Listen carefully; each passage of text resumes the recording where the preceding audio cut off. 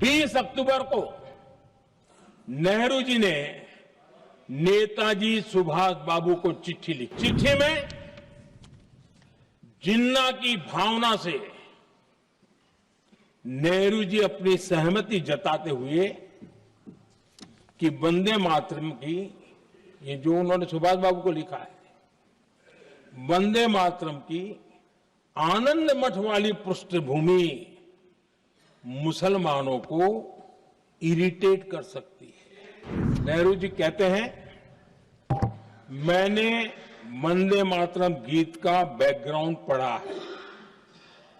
नेहरू जी फिर लिखते हैं, मुझे लगता है कि ये जो बैकग्राउंड है इससे मुस्लिम भड़केंगे। कि प्रधानमंत्री जी ने अपने भाषण में इसका उल्लेख किया और गलत किया।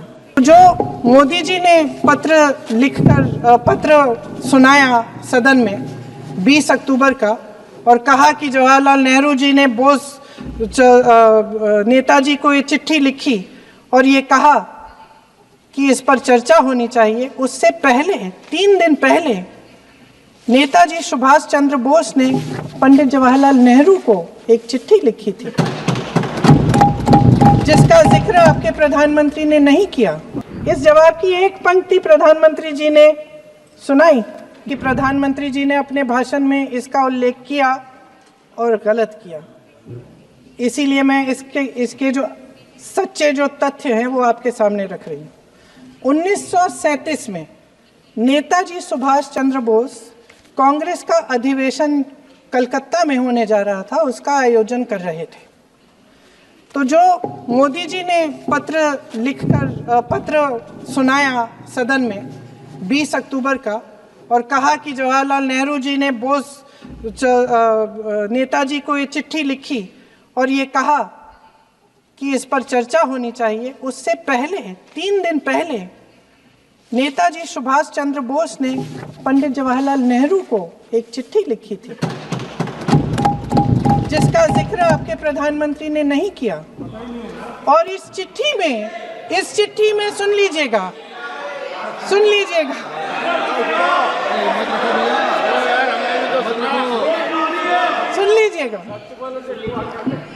आप नेताजी के लफ्ज नहीं सुनना चाहते? बंगाल का चुनाव आ रहा है,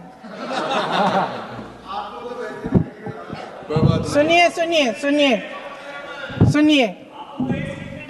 हाँ, कोई बात नहीं, हम तो देश के लिए हैं,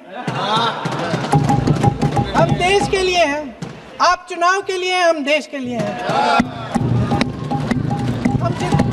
हम जितने भी चुनाव हारे, हम यहाँ बैठे रहेंगे और आपसे लड़ते रहेंगे और आपकी विचारधारा से लड़ते रहेंगे।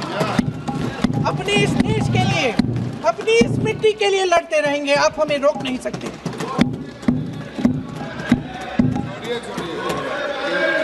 सुन लीजिए सुभाष चंद्र बोस जी ने क्या कहा, सुन लीजिए। My dear Jawahar, reference Vande Mataram, we shall have a talk in Calcutta and also discuss the question in the working committee if you bring it up there. I have written to Dr. Tagore to discuss this matter with you when you visit Santi Niketan. Please do not forget to have a talk with him when you visit Santi Niketan. ये 17 अक्टूबर को लिखी जाती है। 10 अक्टूबर को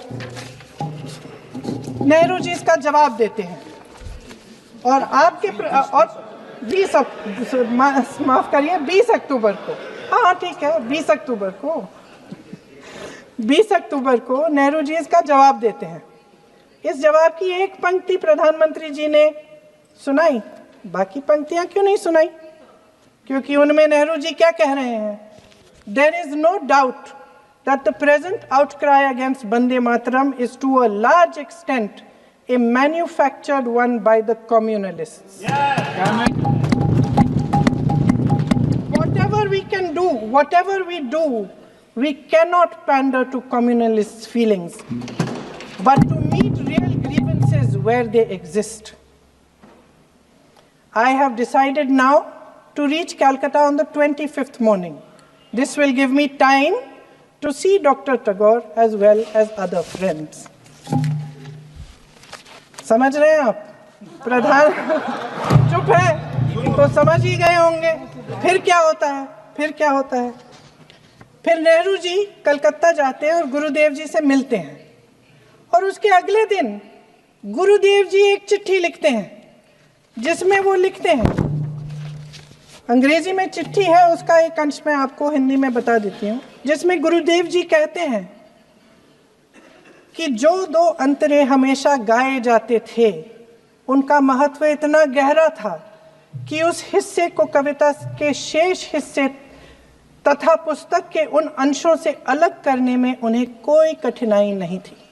उन्होंने ये कहा कि स्वतंत्रता संग्राम में हमेशा से वही दो अंतरे ही गाए जाते थे और उनको गाते हुए कुर्बानी देने वाले सैकड़ों शहीदों के सम्मान के लिए उन्हें ऐसे ही गाना उचित रहेगा। उन्होंने यह भी कहा कि बाद में जोड़े गए अंतरों का सांप्रदायिक मायना निकाला जा सकता है और उस समय के माहौल में उनका इस्तेमाल अनुचित होगा। इसके बाद 28 अक्टूबर 1937 में कांग्रेस की कार्य समिति ने अपने प्रस्ताव में वंदे मातरम को राष्ट्रगीत घोषित किया। उन्हीं दो अंतरों को कार्य समिति की बैठक में महात्मा गांधी जी, नेताजी सुभाष चंद्र बोस, पंडित नेहरू, आचार्य नरेंद्र देव जी, सरदार पटेल जी, गुरुदेव रविंद्रनाथ टैगोर जी सब मौजूद थे। इस प्रस्ताव के ये सभी महापुरुष इस प्रस्ताव से सहमत थे। आगे क्या होता है ये भी सुना लूं।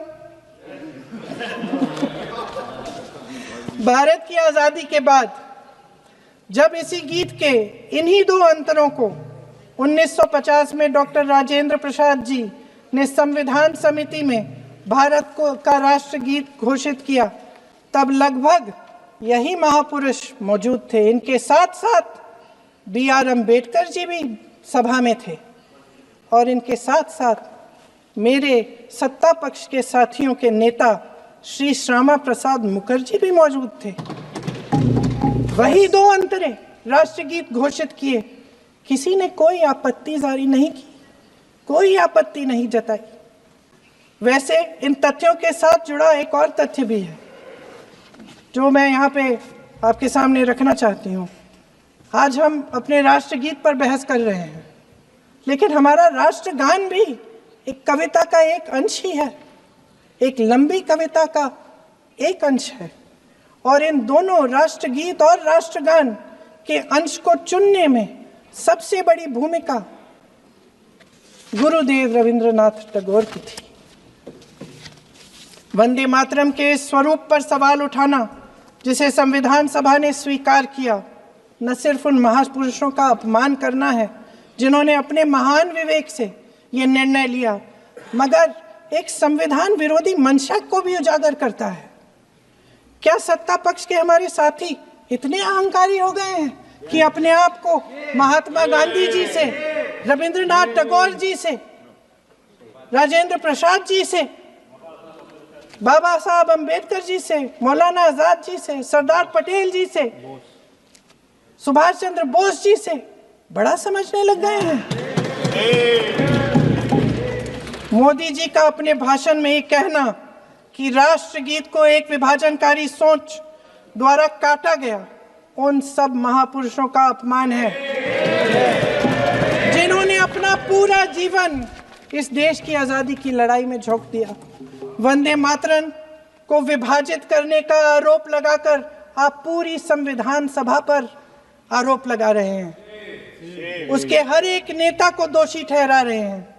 यह हमारी संविधान सभा और हमारे संविधान का खुला वार है। और जहां तक जवाहरलाल नेहरू जी की बात है,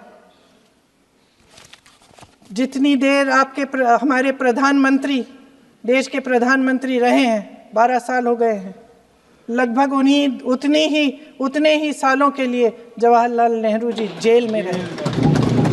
किस लिए? इस देश की आज़ादी के लिए। उसके बाद 17 साल के लिए प्रधानमंत्री रहे। आप बड़ी आलोचना करते हैं इनकी, लेकिन अगर इन्होंने इसरो नहीं बनाया होता तो आज आपका मंगलयान नहीं होता।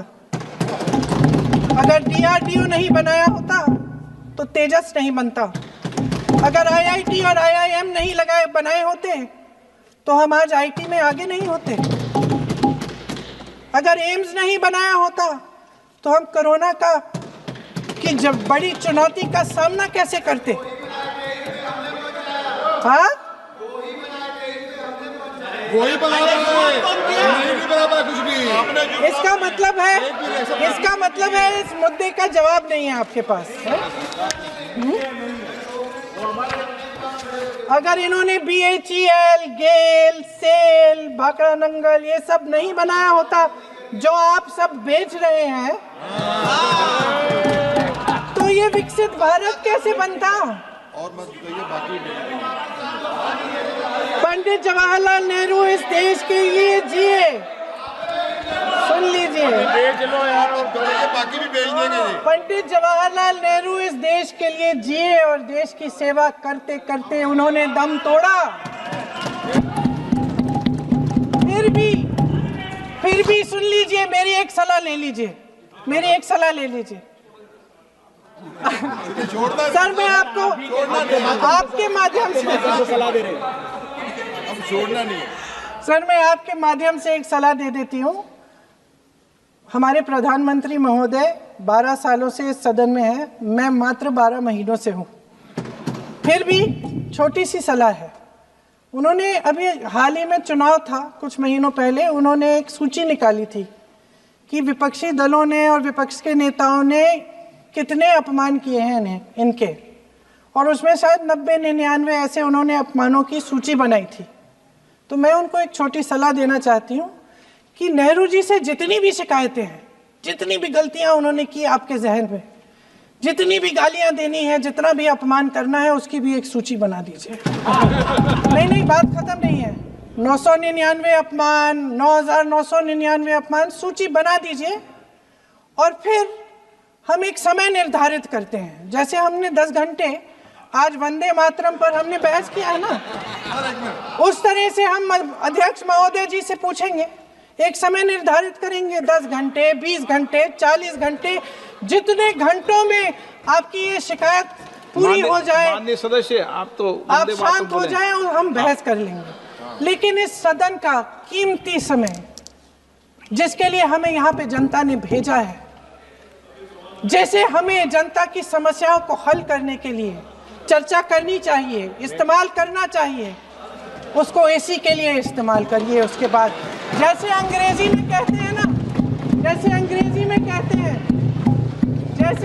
में कहते हैं कि once and for all let's close the chapter, close कर लीजिए। देश सुन लेगा क्या क्या शिकायतें हैं, किसने क्या किया, इंदिरा जी ने क्या किया, राजीव जी ने क्या किया, परिवारवाद क्या होता है, नेहरू जी ने कौन सी गलतियां की, सुना लीजिए, फिर खत्म। उसके बाद बेरोजगारी, महंगाई, महिलाओं की समस्याएं, जो पीएमओ में हो रहा है उसकी बातें, उसकी चर्चा, जो बैटिंग ऐप के बारे में हो रहा है पीएमओ के अंदर, आप सदस्य प्लीज, जो एप्स्टीन फाइलों में आपके मंत्री महोदय के नाम निकल आए हैं, माननीय उसकी चर्चा करेंगे। आप वंदे मातरम में बोले, आप इधर उधर डाइवर्ट मत हो।